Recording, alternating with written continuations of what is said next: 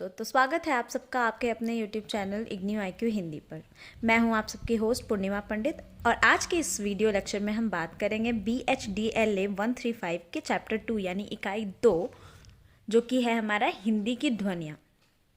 तो इस चैप्टर के शुरुआत में हम देखते हैं ध्वनियाँ और शब्द।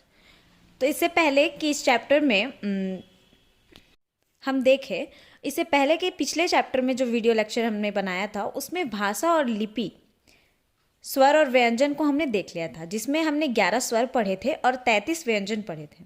11 स्वर कौन कौन से थे?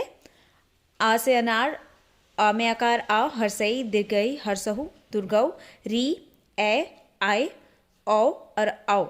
ये थे हमारे 11 स्वर और 33 व्यंजन क से लेकर ह तक, और उनमें से ड़ और रा द्विगुण व्यंजन थे और संजोगी छा, त्र, ज्ञा और श्रा ये चारों संयुक्त व्यंजन थे। अब आज के इस वीडियो में हम देखते हैं ध्वनियाँ और शब्द।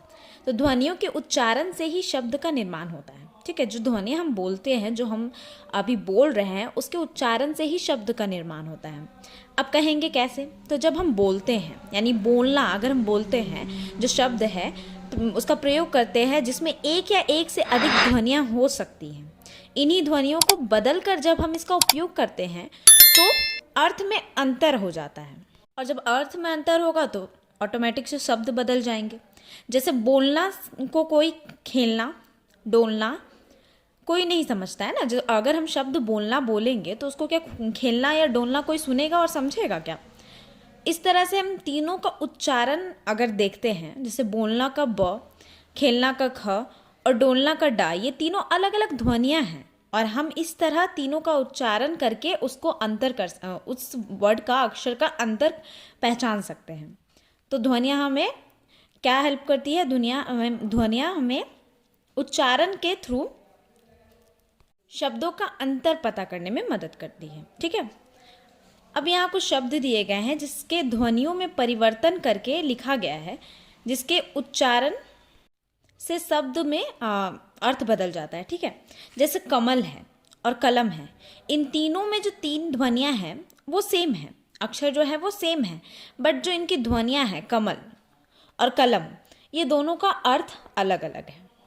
तो इससे हमें पता चलता है कि एक ध्वनि के बदलने के कारण शब्द का रूप भी बदल जाता है और रूप बदलने से उसका अर्थ भी, ठीक है।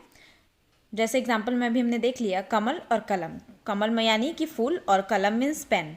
तीनों के अक्षर इधर उधर कर देने से उसके उच्चारण भी बदल गए, शब्द भी बदल गया और अर्थ भी बदल गया, ठीक है।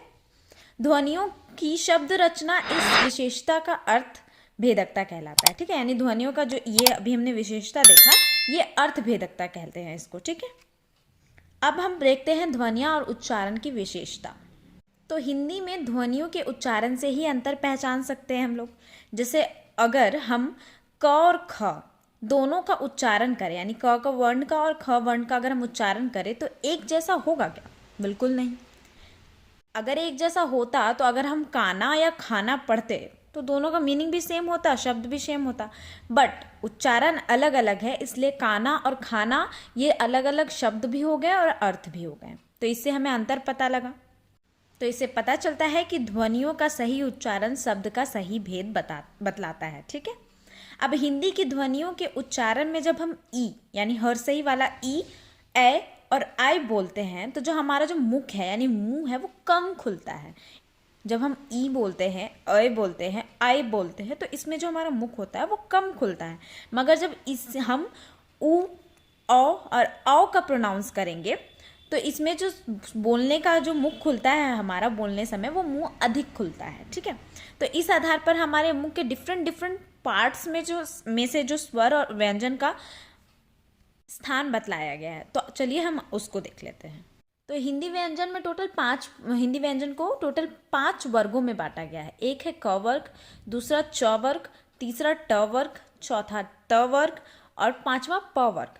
जो क वर्ग है वो उसमें क से लेके अंगा तक वाले आ जाएंगे, यानी क, ख, ग, घ, अंगा। च वर्ग में च, छ, ज, झ, इया। ट वर्ग में ट, ठ, ड, ढ, मूर्धन्य। त वर्ग में त से लेकर ना यानी त, थ, द, ध और ना। और प वर्ग में प से लेकर मा तक।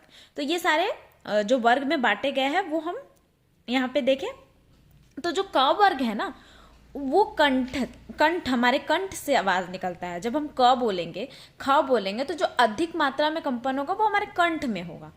ख वर्ग की बात करें तो ये तालव्य यानी हमारे तालू से निकलता है, ठीक है, इसका उच्चारण हमारे तालू से निकलता है। ट वर्ग की अगर हम बात करें तो आप ट बोल के देखोगे, यानी ये मूर्धन्य आपकी मूर्धा से उच्चारित होगा, ठीक है। त वर्ग जो है वो दंत यानी दांत से स्पर्श होते हुए निकलेगा। आप त बोल के देखोगे तो आपका दांत जो है ऊपर की ओर एक दूसरे से सट कर आपका स्पर्श होते हुए वो आवाज बाहर आएगा। प वर्ग जो है वो ओष्ठ यानी होठ से स्पर्श होते हुए निकलेगा, ठीक है। अब इसके ऊपर में जो ये यहाँ पे चार्ट दिया गया है, इसके ऊपर में घोष, आघोष, अल्प प्राण और महाप्राण लिखा है। अब ये क्या है इसको हम जान लेते हैं। तो घोष, घोष क्या है? जिन वर्णों के उच्चारण में स्वर तंत्रियों में कंपन होता हो, ठीक है, यानी कि जिन वर्णों के उच्चारण जब हम उच्चारित करें तो जो हमारी स्वर तंत्रियां हैं उसमें कंपन होता हुआ दिखाई दे या महसूस हो। जैसे इसका एग्जाम्पल हो जाएगा घोष या अष्टाघोष का। स्वर सारे आ जाएंगे इसमें 11 स्वर, अ में अकारा, हर्षई, दीर्घई, हर्षऊ, दुर्गऊ, री, ऐ, आय, ओ और औ। ये सारे एग्जाम्पल हो जाएंगे घोष के। पांचों वर्ग के प्रत्येक जो तीसरा, चौथा और पांचवा स्थान पे लिखाता है, यानी क वर्ग का ग, घ और अंगा, ख वर्ग का ज, झ, इया, ट वर्ग का ड, ढ, मूर्धन्य, त वर्ग का द, ध, न, पा वर्ग का ब, भ, मा, यानी तीसरा, चौथा और पांचवा प्लेस वाला सारा वो घोष कहलाएगा या सघोष कहलाएगा। और अंतस्थ व्यंजन य, र, ल और वा और हा, ये सारे घोष के एग्जाम्पल हो जाएंगे। तो टोटल घोष 11 स्वर हो गया एक इसका एग्जाम्पल, पांचों वर्ग का तीसरा, चौथा, पांचवा हो गया, और अंतस्थ व्यंजन य, र, ल, वा और एक और हा, ये हमारे घोष के एग्जाम्पल हो जाएंगे। अब हम बात करते हैं आघोष की। तो आघोष क्या है? जिन वर्णों के उच्चारण में स्वर तंत्रियों में कंपन नहीं होता हो, यानी इसमें कोई कंपन महसूस होता हुआ आपको नहीं दिखाएगा, उससे हम आघोष कहेंगे। जैसे प्रत्येक वर्ग में जो पहला और दूसरा वर्ण होता है, जो पहला और दूसरा यानी प्रत्येक वर्ग का, यानी क वर्ग की अगर हम बात करें तो क और ख, चा वर्ग की अगर हम बात करें तो च और छ, टा वर्ग की बात करें तो ट और ठ, ता वर्ग की बात करें तो त और थ, और पा वर्ग की बात करें तो पा और फा। ये जो पहला और दूसरा वाला जो पार्ट है उसे हम आघोष कहेंगे, ठीक है।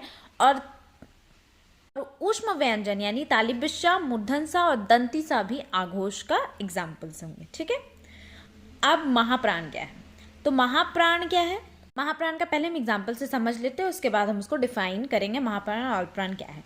तो महाप्राण का जो द्वितीय, चतुर्थ और ऊष्म व्यंजन यानी जो सेकेंड, फोर्थ और ऊष्म व्यंजन होगा वो हमारे महाप्राण कहलाएंगे। जैसे क और ख, मतलब क वर्ग में अगर हम क, ख, ग, घ, अंगा की बात करें तो इसमें से जो हमारा ख और घ होगा, यानी दूसरा और चौथा प्लेस पे जो है वो हमारा महाप्राण होगा, ठीक है। च वर्ग में छ और झ, टा वर्ग में ठ और ढ, ता वर्ग में थ और ध, और पा वर्ग में फ और भ, ये हमारा महाप्राण हो जाएगा, ठीक। और ऊष्म के सारे जो तालिबिस्सा है, मूर्धन्यसा है, दंतिसा है और हा है वो हमारा महाप्राण हो जाएगा, ठीक है। अल्पप्राण का एग्जाम्पल क्या हो जाएगा? जो हमारा क वर्ग, च वर्ग, टा वर्ग, ता वर्ग, पा वर्ग में से जो हमारा पहला, तीसरा और पांचवा होगा वो अल्पप्राण कहलाएगा। यानी क वर्ग की अगर हम एग्जाम्पल की बात करें तो क, ग और अंगा, ये हमारा हो जाएगा अल्पप्राण। चा वर्ग की बात करें तो च, ज और इया। टा वर्ग की अगर बात करें तो ट, ड और मूर्धन्य, ये हमारा अल्पप्राण हो जाएगा। इसी तरह ता वर्ग में हम 1, 3 और 5 का देख लेंगे तो वो हमारा अल्पप्राण हो जाएगा। पा वर्ग में पा, ब, मा हो जाएगा अल्पप्राण। और जो हमारा अंतस्थ वाली चीज था या, रा, ला, वा, ये भी हमारा अल्पप्राण में आ जाएगा, ठीक है। तो अब हम डेफिनेशन देख लेते हैं। तो महाप्राण उन वर्णों को कहते हैं जिसके उच्चारण में श्वास वायु की मात्रा अधिक हो, ठीक। यानी अगर हम ख बोलते हैं तो ख में जो हमारी श्वास तंत्रियां होती है, श्वास यंत्र, उससे जो वायु निकलती है उच्चारण के समय उसमें श्वास वायु अधिक मात्रा में होती है, ठीक है। अल्पप्राण किसे कहते हैं? उन वर्णों को कहते हैं जिसके उच्चारण में श्वास वायु की मात्रा कम होती है। यानी क जब बोलते हैं तो इसमें श्वास वायु बहुत कम मात्रा में होती है। तो ये हो गया हमारा अल्पप्राण, घोष, सघोष और महाप्राण। नीचे जो मैंने बताया है, अभी जो मैंने बताया है वो सारे नीचे पार्ट वाइज करके एक्सप्लेन करके बताया हुआ है, उसको एक बार आप खुद से रीड कर लो। आगे हम बात करते हैं लहजा और अनुतान की, ठीक है। तो लहजा और अनुतान क्या है? जब हम कोई वाक्य बोलते हैं तो उस वाक्य को बोलने का जो ढंग या जो भाव होता है उसे हम अनुतान या लहजा कहते हैं। जैसे एज फॉर एग्जाम्पल अगर हम बात करें तो यहाँ पे दिया गया है यह बहुत अच्छा उपन्यास, और लास्ट में क्वेश्चन मार्क लगाया गया है।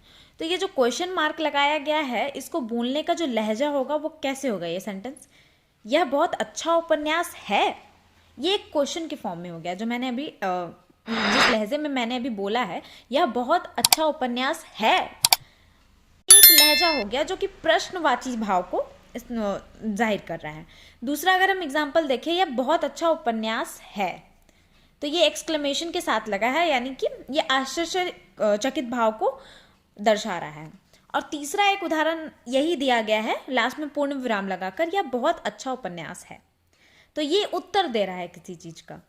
तो इससे हमें पता चलता है कि लहजा किसी भी वाक्य को बोलने का ढंग या जो भाव है हमारे अंदर वो दिखाता है, दर्शाता है, ठीक है। अब अनुतान को हम सुर लहर भी कहते हैं। लहजा ही शब्द और अक्षर के अर्थ को बदलने का काम करता है, और अक्षर को लोग अपने लहजे में बोलते हैं। सुरों का आरोह अवरोह क्रम को सुर लहर की संज्ञा दी गई है। अब इसका मतलब क्या हुआ? यानी कई बार जब हम सुर बोलते हैं तो कभी हम बढ़ते हुए क्रम में बोलते हैं या तो कभी घटते हुए क्रम में बोलते हैं। इसी से हमें शब्दों इसी जो हम बढ़ते हुए क्रम में बोलते हैं यानी आरोह और अवरोह, बढ़ते क्रम में हम कभी बोलते हैं यार कभी घटते क्रम में, तो इसी प्रक्रिया को हम तान कहते हैं, ठीक है, शब्द का तान कहते हैं। अब लिखित भाषा में अनुतान को विराम चिन्हों से भी व्यक्त किया जाता है, ठीक, जिसका उदाहरण हमने अभी 3 तरह से देख लिया, जो कि एक क्वेश्चन मार्क लगा के लगा हुआ है, एक एक्सक्लेमेशन के साथ लगा है, एक पूर्ण विराम के साथ लगा है। दूसरे उदाहरण की अगर हम बात करें तो कौन जाएगा, यहाँ पे लिखा गया है एक उदाहरण, कौन जाएगा, यानी कोई ना कोई जाएगा। अगर हम कौन जाएगा बात कर रहे हैं तो कोई ना कोई है जो जाएगा, बट जाएगा कौन, इसका मतलब हो जाएगा कि शायद कोई नहीं जाएगा, यानी कोई नहीं जाएगा, ठीक है। तो इस तरह से वाक्य का लहजा पता लगता है हम लोग को बोलने के तरीके से। अब हम बात करते हैं ध्वनि और लेखन के विविध संबंध। ध्वनि और लेखन में संबंध क्या है? अब तो पिछले चैप्टर में हमने देखा था कि भाषा को लिखित रूप में लिखने के लिए एक लिपि की ज़रूरत होती है, और हिंदी भाषा की लिपि क्या है? देवनागरी लिपि। और हमारे हिंदी की सबसे बड़ी विशेषता यही है कि जैसा हम बोलते हैं वैसा ही हम लिखते हैं, ठीक है। लिखित भाषा उच्चारित भाषा के सभी तत्वों को नहीं दिखा पाती है। अगर हम बोलते हैं तो एक फीलिंग के साथ बोलते हैं, एक इमोशंस के साथ बोलते हैं, बट अगर हम लिखेंगे उसको तो पढ़ने वाला उसको फीलिंग के साथ पढ़ेगा और लिखने वाला उसको फीलिंग के साथ लिखेगा, बट जो लिखित भाषा होता है ना वो फीलिंग्स दर्शा नहीं पाता है, जो कि जब हम बोलते हैं तो वो एक फीलिंग दर्शाता है, ठीक है, बट लिखा हुआ वो चीज़ नहीं दर्शाता है। इसलिए उच्चारण के तत्वों को समझना हमारे लिए आवश्यक होता है। हिंदी में ऐ और आओ मूल स्वर है, ठीक है, लेकिन गुजराती, मराठी, तमिल, तेलुगु, कन्नड़, मलयालम आदि भाषाओं में हम इसका उच्चारण अलग अलग तरीके से देखते हैं। जैसे यहाँ एग्जाम्पल में दिया गया है कि तमिल में औरत को जो हम औ से औरत लिखते हैं वो तमिल में औरत कहलाता है। पैसा को पैसा कहते हैं, इसलिए जैसा उच्चारण है उसे वैसा लिखना ही पड़ेगा, ठीक है। तो वो लोग औरत जैसे उच्चारण करते हैं वैसे ही वो लिखते हैं। इसी प्रकार हिंदी में जब हम बात करते हैं तो ऐ का उच्चारण, मैया अगर हम बोल रहे हैं तो मैया में ऐ का उच्चारण हो रहा है, सैयद बोल रहे हैं तो उसमें भी ऐ का उच्चारण हमें सुनाई पड़ रहा है। इसलिए भाषा की पकड़ होना भी बहुत ज़रूरी है। अगर हमें सुनाई पड़ेगा, सही से समझने के लिए हमें भाषा की पकड़ तो ज़रूरी है, और लिखित और उच्चारण में एकरूपता लाने के लिए विभिन्न चिन्हों का प्रयोग किया जाता है। इसी तरह से अगर हम आ के उच्चारण की बात करें तो निम्नलिखित रूपों में होता है। जैसे कि हम जानते हैं कि 2 प्रकार के स्वर होते हैं, एक हर्ष स्वर, एक दीर्घ स्वर। हर्ष स्वर कम समय के लिए, दीर्घ स्वर ज़्यादा समय लगाता है बोलने में, ठीक है, जो कि पिछले चैप्टर में हमने देखा था। बोलने में कम समय लगता है उसे हम हर्ष स्वर कहते हैं, और जिसका समय अधिक लगता है उसे हम दीर्घ स्वर कहते हैं। जैसे कहना, पहला, रहमान इत्यादि, इन सब में किसी किसी को बोलने में समय ज़्यादा लग रहा है, किसी को बोलने में कम लग रहा है। तो ये हमें डिफ्रेंशिएट करने में हेल्प करता है कि हार्श स्वर और दीर्घ स्वर किसे कहते हैं और आ का उच्चारण कैसे होता है। ठीक है, अब हम बात करते हैं उच्चारण भिन्नता के कारण वर्तनी की समस्याएं।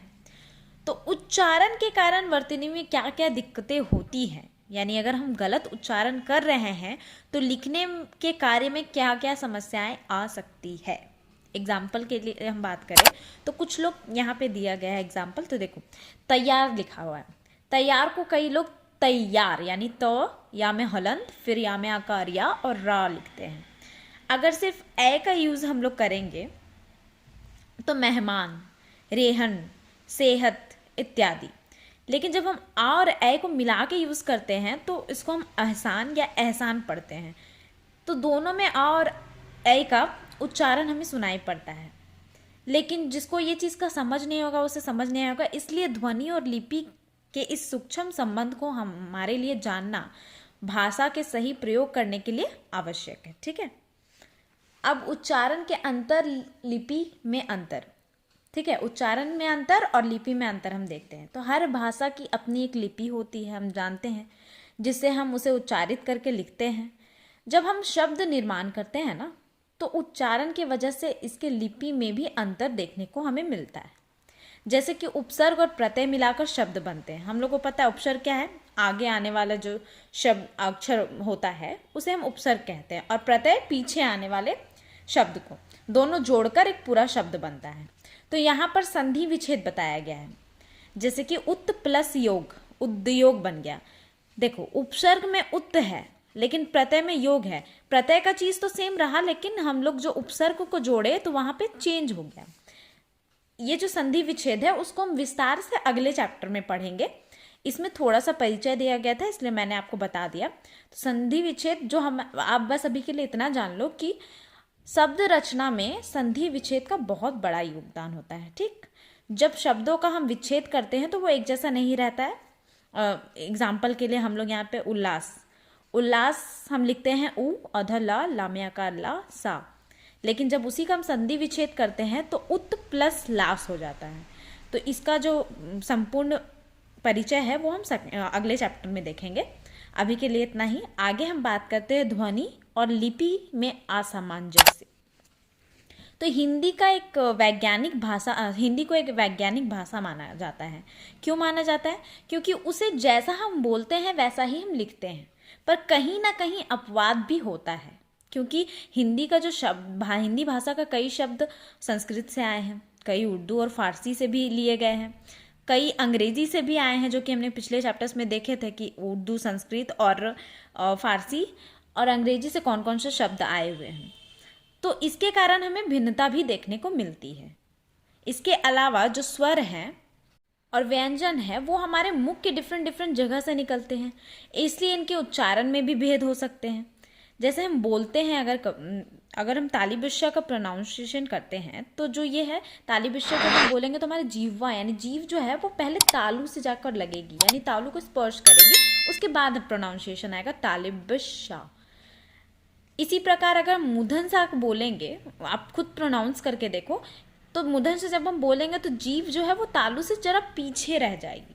तो इसे आप खुद बोलकर एक बार चीज़ों को देखो और समझने की कोशिश करोगे तो ज़्यादा अच्छे से समझ में आएगी, तब आप खुद ध्वनि और लिपि में सामंजस्य अच्छे से कर पाओगे।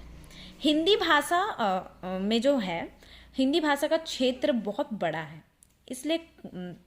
इसलिए कई क्षेत्र में जो है ना, कुछ लोग ताली बिश्या और मूर्धन सा या दंती सा का प्रयोग एक तरह से ही करते हैं। वा की जगह पे वो बा बोलते हैं, बा का प्रयोग करते हैं। इस तरह से उच्चारण की इस क्षेत्रीय विशेषता के कारण उनकी भाषा में अर्थभेदकता आ जाती है। अब देखो यहाँ पे जो ये मैंने बताया, कहीं कहीं के क्षेत्र के लोग हैं ना, ताली बिश्या, मूर्धन सा और दंती सा का सेम जगह से, मतलब उनको डिफरेंस पता नहीं चल पाता है, इसलिए वो लोग अपने मनमर्जी मुताबिक ये यूज़ कर देते हैं।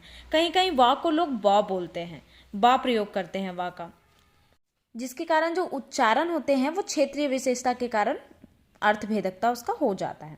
इसलिए हिंदी निदेशालय की यही कोशिश है कि ज़्यादा से ज़्यादा जगह पे हिंदी के लिए देवनागरी लिपि का ये किया जाए, और अभी तक वो प्रयास में लगे हैं कि पूरे भारत में यह लागू हो। जो हम अभी विद्यालय में भी पढ़ रहे हैं लोग, वो जो हिंदी पढ़ रहे हैं उसे मानक हिंदी कहते हैं। तो इस तरह से इस चैप्टर में हमने ध्वनियों को देखा कि ध्वनि के कारण शब्द निर्माण में आसानी होती है, उच्चारण सही होने से हमें शब्द निर्माण करने में आसानी मिलती है। तो इस तरीके से ये चैप्टर हमारा कंप्लीट होता है।